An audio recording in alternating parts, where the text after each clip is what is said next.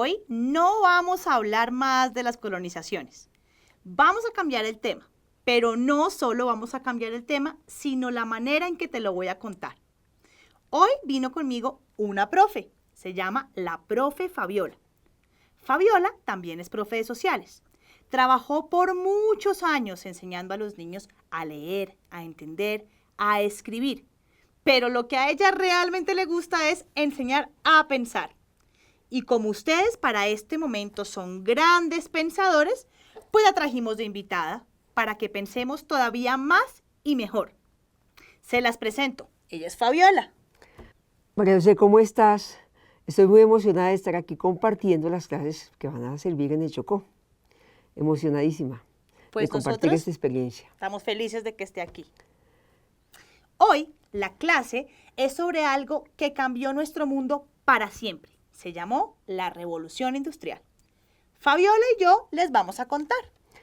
La Revolución Industrial se puede definir como un proceso de desarrollo económico que ocurrió en Inglaterra a mediados del siglo XVIII y en el resto de Europa en el siglo XIX.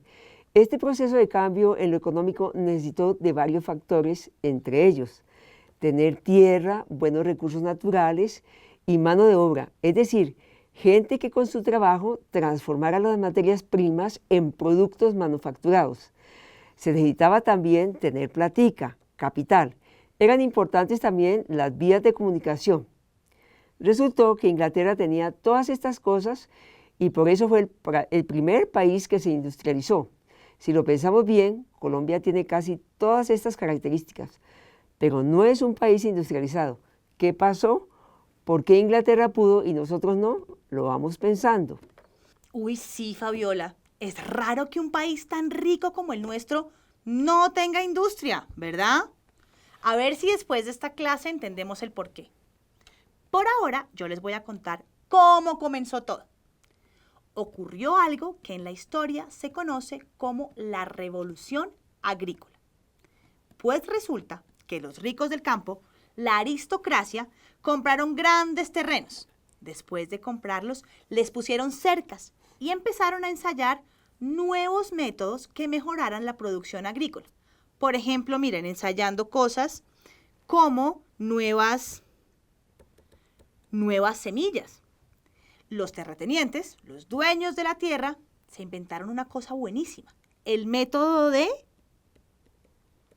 rotación de cultivos. Una siembra agotaba los nutrientes de la tierra y al año siguiente otra clase de siembra los restauraba. En ganadería se permitió que solo los mejores ejemplares se reprodujeran. Al aumentar la calidad de producción, se aumentó la cantidad de comida. Y cuando la gente come bien, pues inevitablemente aumenta la población. Entonces ya había mucha gente en el campo y las tierras se dedicaron a la ganadería, como suele pasar. Pues no había tierra para tanta gente, o mejor dicho, no había empleos para todos. Muchos campesinos emigraron a la ciudad a buscar trabajo en las fábricas. Esto es algo que en nuestro país pasa y mucho. La gente del campo se va a las ciudades para buscar trabajo. Estoy segura de que conoces a alguien que lo ha hecho. Ojalá tú te quedes en tu tierra y ayudes a que el campo salga adelante. Pero bueno, no nos salgamos del tema. Sigamos contando cómo fue aquello de la revolución industrial, porque hasta ahora solo hemos hablado de la revolución agrícola. Sí, señora, sigamos. Habíamos dicho que Inglaterra tenía muchos recursos naturales. Había suficiente agua para generar vapor y carbón como combustible para las nuevas máquinas. Las máquinas, miren como esta que ven aquí, esta es una máquina, ¿cierto? Eran lo nuevo, trabajaban más rápido, pero necesitaban combustible. Piensa en una máquina, ¿listo? ¿Cierto que necesita algún tipo de energía para funcionar? Bueno, pues en la revolución industrial, esta energía la daba el carbón y el vapor del agua. Otra cosa, la metalurgia, fabricación de acero, impulsó la revolución industrial. El hierro también se extrajo para hacer máquinas y esto tan importante, las herramientas.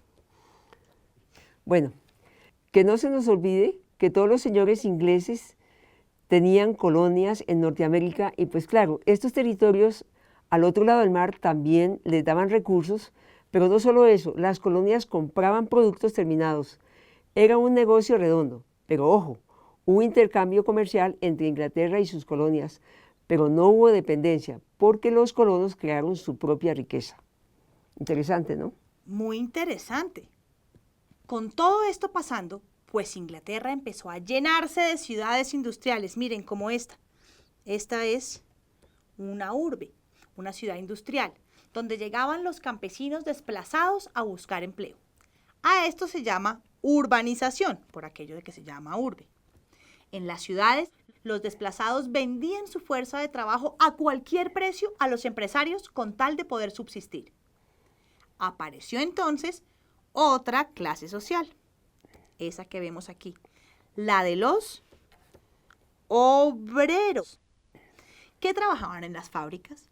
Esta clase pronto se convirtió en la base de la sociedad, aquella que sostenía toda la economía.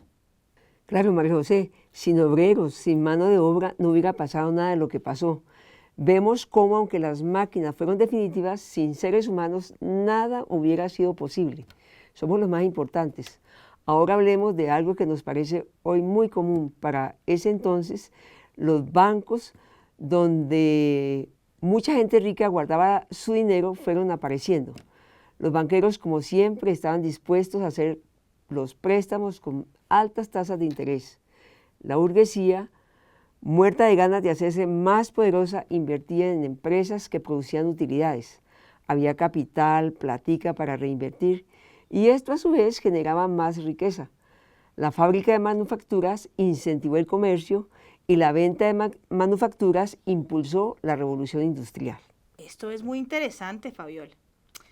Los bancos, máquinas, bueno, el capital, el dinerito, no solo estaba en billetes, también estaba representado en los inventos que se hicieron en esta época. Ya te había dicho que las máquinas fueron el gran invento y empezaron a crearse, a inventarse máquinas para hacer muchas cosas. Miren, aquí estamos viendo, esta es una fábrica ¿de qué? ¿De qué se ve? De ruedas, ¿cierto? Estos objetos hacían que las cosas se produjeran más rápido. Es decir, si un zapatero antes se demoraba una semana haciendo un par de zapatos, ahora la máquina hacedora de zapatos se demoraba un día y además los hacía de mejor calidad. María José, a esta aplicación práctica de la ciencia se le llama ingeniería y el producto final es la tecnología, en este caso la máquina. Los ingleses inventaron muchas máquinas como el telar mecanizado y la hiladora para mejorar la industria textil con fibras de algodón, de lino y lana.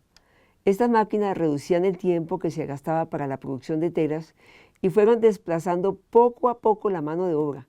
Los obreros quedaron sin trabajo, sin empleo. Piensa en algo, en algún producto. Lo hace una máquina, lo hace una persona. Casi todo lo que nosotros consumimos hoy por hoy está hecho por las máquinas. ¿Tú qué opinas de eso? Uy, sí, Fabiola, lo estoy pensando y tienes razón. Me estoy pensando en todo lo que tengo puesto y todo lo hizo una máquina. ¡Qué horror! Bueno, sigamos que esto se pone bueno. La producción industrial se masificó, es decir, se hacían muchos productos en poco tiempo. Fíjense, aquí hay muchas máquinas haciendo muchas telas al mismo tiempo.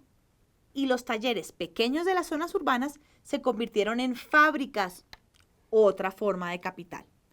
¿Qué eran las fábricas? Galpones con máquinas que se operaban con obreros. Miren, aquí hay un ejemplo de una fábrica. Claro, y en esas fábricas había muchísima gente. Y cuando se fabricaban muchísimas cosas, los productos se masificaban, pues se vuelven más baratos. No es lo mismo comprar unos aretes hechos por un artesano que unos aretes hechos en la China, que los hacen por miles. Esa cantidad de productos son más baratos. Ahora, las cosas, los productos eran más baratos y más gente podía comprarlos más fácilmente. Uno de los aspectos que cambió radicalmente la manera de hacer productos fue la invención nada más y nada menos que de la máquina de vapor y cómo su aplicación en forma de energía.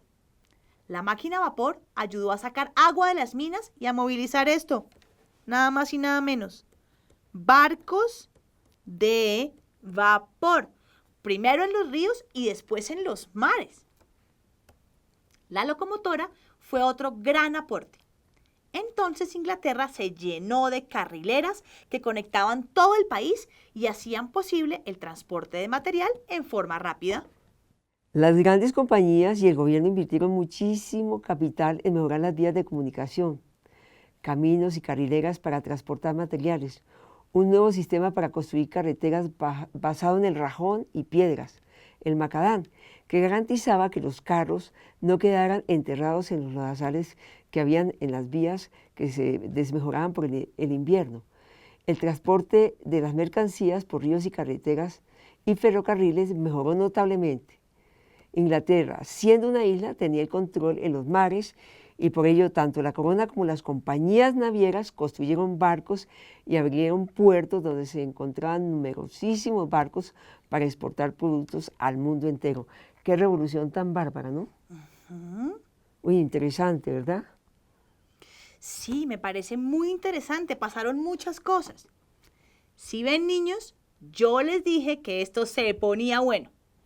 Ahora tenemos a Inglaterra llena de carreteras, puertos, ferrocarriles, fábricas y máquinas. Y un montón de gente trabajando y más o menos pudiendo comprar cosas. Y otra desempleada y en la pobreza. En el próximo video les contamos qué más cambios trajo esta gran revolución industrial. ¿Tú te puedes imaginar cómo se sentiría la gente con tantos cambios que hubo en su época? Imaginémonos y lo vemos la próxima clase.